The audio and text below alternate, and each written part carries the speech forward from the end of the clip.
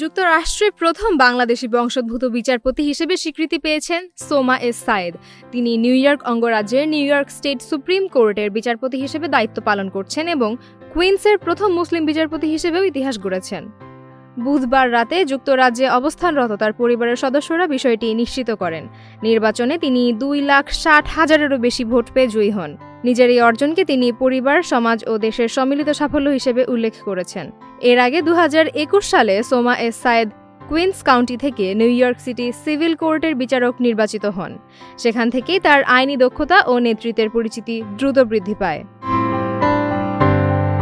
বাংলাদেশের টাঙ্গাইল জেলায় জন্ম নেওয়া সোমা সায়েদের পারিবারিক পটভূমিও ছিল শিক্ষিত ও প্রশাসনিক। তার পিতা আফতাব উদ্দিন সায়েদ ছিলেন একজন ম্যাজিস্ট্রেট এবং মা ছিলেন প্রধান শিক্ষিকা। ব্যক্তিগত জীবনে তিনি স্বামী মিজান চৌধুরীর সঙ্গে নিউ ইয়র্কে বসবাস করছেন। মিজান চৌধুরীও বাংলাদেশি বংশোদ্ভূত এবং আইটি বিশেষজ্ঞ ও সমাজসেবী হিসেবে কাজ করছেন। পেশাগত জীবনে সোমা এস সায়েদ ইতোমধ্যে বৈচিত্র্য, প্রতিনিধিত্ব ও ন্যায় বিচারের প্রতি তার অঙ্গীকারের জন্য পরিচিতি অর্জন করেছেন। তিনি নিউ ইয়র্ক সিটির বিভিন্ন গুরুত্বপূর্ণ আইনি ও সামাজিক সংগঠনের সঙ্গে যুক্ত থেকেছেন এবং নেতৃত্ব দিয়েছেন।